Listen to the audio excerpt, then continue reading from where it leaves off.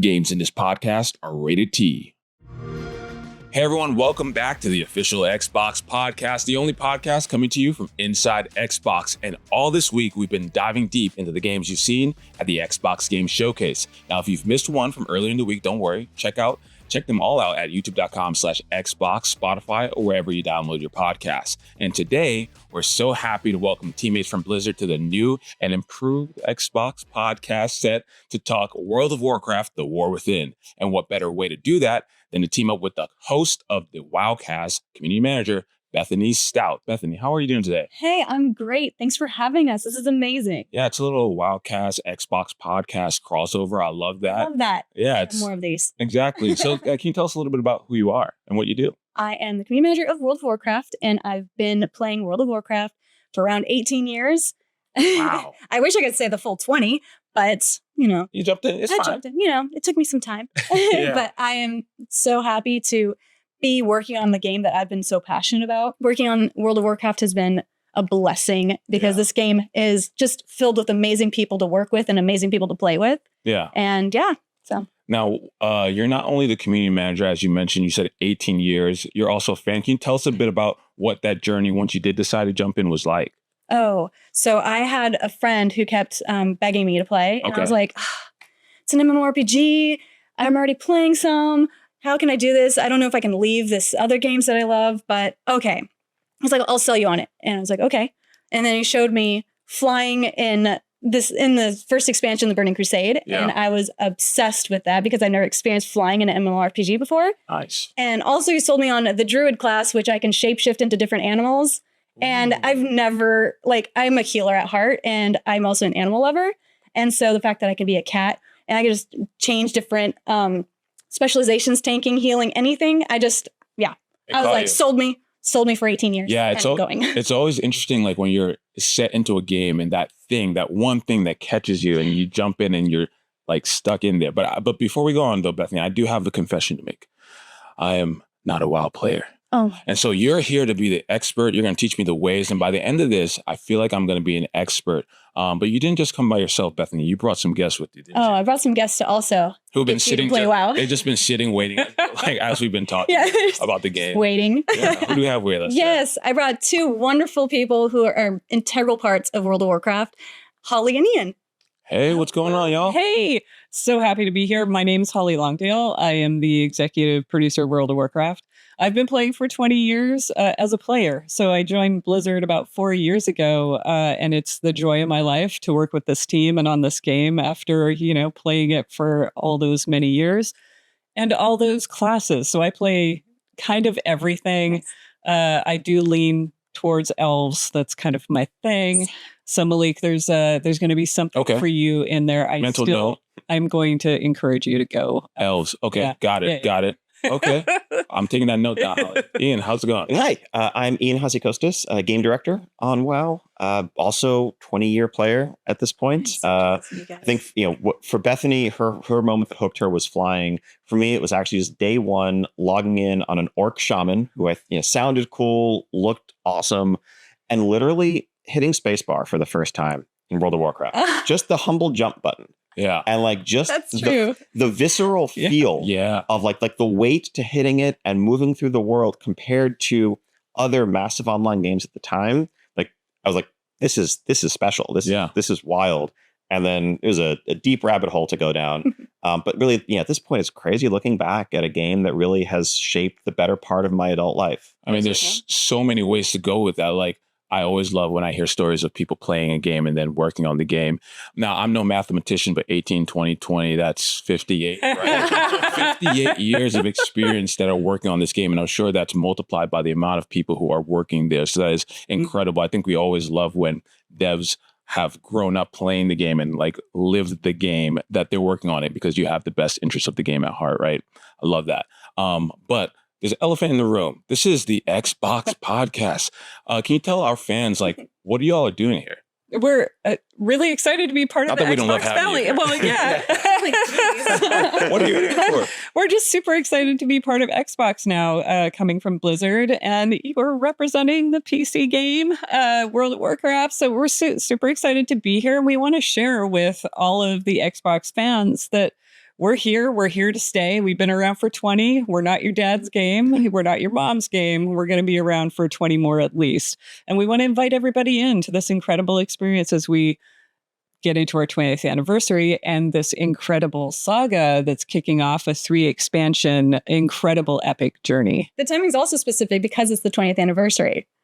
Yeah, this is a huge year for World of Warcraft in general, right? It's really humbling, again, to reflect upon my own relationship with the game, but really just to look back on the journey that we've taken as a development team with our community. Right? Yeah. We are a game that has grown and evolved as our community has. Yeah. And, 20 years ago, maybe a knock on WoW was like, well, this is a game that is going to consume your soul. like, don't even think about playing this game unless you have endless hours to devote to it, because that's what it's going to take from you. And I think, not everyone has that time to spare these days, right? We're all busy. We all have a lot of responsibilities, but we want to maintain a relationship or build a new one with this world that's been so special for so many people. And so I think evolving over the years to keep that depth for those who want to seek it, but making sure that there's a wide range of levels of commitment and relationship you can have with the game and still have an epic, fulfilling experience, right? Whether you are just questing on your own and exploring the world, whether you're getting together with a couple of buddies and going into one of the new delves that's coming in War Within for like 20 or 30 minutes, or whether you're just, a collector who wants to earn all the things, put together sick outfits and show them off. There's so many different ways to play World of Warcraft. I think that's part of what's kept the game as vibrant as it has been for the last 20 years, just the diversity and the continued evolution. Yeah, 100%. We branched out too, based on what our players wanted and how they want to play. So we have World of Warcraft Classic, which is sort of the nostalgic version of the game. If that's your jam, you want to experience like what the MMO was like, back in 2004 when it launched. Very vibrant community. It's very unique, as opposed to what we call WoW Modern, which is what we're going to be talking about today with the War Within. And then in our modern game, we've been doing updates like every 8 weeks. We've added game modes. We're experimenting. We're listening to the players, and we'd love to invite everyone in to come and try the new WoW. And we're going to get into a little bit about what I can expect when I jump in, but I want to just jump off what you all said for just a second, especially with you here as a community manager. But what's been really great is this through line that when we speak with devs and to talk about their relationship with their community, and specifically for a game that's been around for 2 decades, that relationship between you and your community must be like unbelievably vital to having this game around. It's everything. Yeah. I think really, the last few years in particular have been especially shaped by making sure that we're meeting our players where they are, that we're listening to, anytime they're calling out obstacles that are getting in the way of their enjoyment of the game, and making sure that, Azeroth is a place that is welcoming for everybody. Mm-hmm. I mean, it's one of the fun, wild things about WoW is that it's a game that you could take a dozen people who would self-identify as diehard WoW players, sit them around a table and have them each describe what it is they love about the game and what they do in it. And each of those dozen people could have a different answer. Yep. Whether it's, exploring, whether it's the story, whether it's getting together with 20 of their friends to slay a dragon, whether it's PvP combat and climbing to the top of the arena hierarchy, or whatever else. And so, I think that chorus of voices, sometimes dissonant and conflicting, is like the beautiful tapestry that makes WoW. Mm-hmm. And I know it makes community management for WoW really challenging. So we're very good for Bethany helping navigate all of that. Oh, we love it. But we owe everything to our players. Yeah, I love that. Kudos to you, Bethany, of course. So now let's talk about me jumping in. Let's head into the present. For players, since this is such, about approachability for folks who are jumping in, for players who are looking to join the adventure in Azeroth, how do you suggest to get started? Like for someone who doesn't know anything about WoW and they're like, this is getting me into it. I'm really excited based off what you all are saying. Like what do I do when I go in? Well, so first off, you can check out the game completely for free. Initially, as no subscription required, no purchase required. Just go to worldofwarcraft.com and download it. You can jump into a pretty new starter experience that we created in recent years called Exile's Reach, or it's you'll level from 1 to 10 with a character class of your choosing and kind of learn the ropes, learn how combat works, how the quest mechanics work, and a bit about the world that you're going to be in. And then from there, the journey continues. If you purchase an expansion or subscribe, but we've really done a lot over the last 20 years to ensure that 20 years of content is not 20 years of obstacles that you have to overcome to get to the latest, coolest thing. You've constantly streamlined the leveling experience, so you're just going to play through a single expansion. Like when War Within comes out, Dragonflight, the current expansion, will be what you play through to level up and jump right into War Within. That will, again, give you the power, give you an understanding of the mechanics. You'll have a dragon companion that you'll earn very early on, so you can fly around the world as you explore it. And it's also going to kind of prepare you story-wise for what the War Within is going to bring. It's an experience you can do over. So if you start with a shaman or a hunter and you're learning the ropes and you're like, hey, and it can be 30 minutes, maybe you're kind of into it and you're like, I want to try a warrior or, another, we have so many classes, or a mage. You can just start over and it's really simple and really easy. There's, this idea of, my mom or dad's MMO, like once you make a commitment to a character, that's, you're in it for potentially years. Yeah. But we've made it really simple to just try and play the way you want to play with the character that's going to feel good to you. We also have a Welcome to Azeroth bundle that'll help you jump right in. It gives you Dragonflight, our current expansion, and a character boost to go straight into the Dragonflight content. And it's a great bundle to have in case you are interested, and anybody else who's interested in trying it out. Yeah, so I can just kind of skip into the meaty stuff of it. It gives you game time too, so you don't have to worry about that. Nice. Okay, good. Good. I need to make sure I have some credentials. Yeah. I'll help you out if you need me. Thank you. Yeah, I was going to say we need our action item after this is that we need to have a WoWcast / Xbox podcast or whatever where I play WoW for the first time. Oh yes. And you all help me out, right? Oh yeah. I think that would be so fun. 100%. Let's do it. We got to get that on the books somehow. Yeah, we should. Now, I'll remember that. There we go. Perfect. Everyone out there, stay tuned. Okay, so Xbox Game Showcase just happened. Very exciting time. You all showed off a new trailer and made some new announcements. Can you tell us a little bit about what that was? Yeah, again, 20 years of WoW. And what you saw in our cinematic was a celebration of the past 20 years and the journey of our story over the past 20 years and the cinematics that our team has created. So we have that. And also, we're announcing our launch date for the War Within, August 26th. There we go. Yeah, there it is. But you can get in there right now and help us out. And this, so we have in the lead up to War Within, there's already stuff going on in World of Warcraft at this very minute as Xal'atath, the villain that you saw at the end of that cinematic, has kind of emerged into the world, and her tendrils are, branching throughout Azeroth, weaving dark plans that are going to threaten us. And it's exciting to have that build up to that launch moment. That's not just something to sit back and passively wait for, but that you can jump in and play through. And I mean, as Holly mentioned, the cinematic does a great job of reflecting on a lot of the battles that champions of Azeroth have fought in years past, but really setting this up as the beginning of a brand new arc. We're calling it the World Soul Saga. It's a 3 expansion trilogy that begins with War Within, and the threat Xal'atath poses is one to the very world that our heroes stand on, and it makes it a great time, even as we turn 20, to jump in for the first time, because you're not joining a story that's already been in flight for years and years. We have a lot to catch up on. We're going to make sure you have everything you need to know, and you're going to be right there for all the twists and turns and surprises and reveals right alongside the veterans. Nice. Yeah, it's like newer existing. We continue to say the last 20 years have led us to this moment. So this is a really great time to join us because it's a new journey. And also I have to say about our villain, Xal'atath, she's epically sinister. It's when that happens, you just have a sinister. Like, come on, be nice. She's big. I'm sorry. Okay. Interpretation. That's a true villain, though. Like, yes, they have like a little bit of dynamic. It's not all black and white. Exactly. Sure. Yep. Can you tell us more about the War Within so that he can have more experience? Yes, sure. Need it. So, I mean, aside from this, being this kickoff to this epic narrative arc.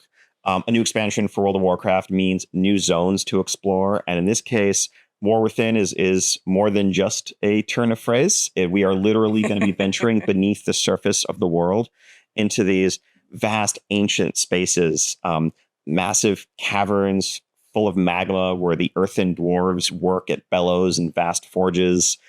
This beautiful place called Hallowfall Canyon, a huge underground space that really was designed to be an underground space where you don't feel like you're underground because it is so big, so vast, and there's a massive crystal that's actually impaled in the ceiling that illuminates the whole place and gives it this otherworldly space. But it's such a large area that the inhabitants use airships to get around within the underground cavern. Wow. And then if you go even deeper, you're going to go to Hazzikostas, home of the ancient Nerubian Empire, one of the most powerful civilizations in the World of Warcraft universe.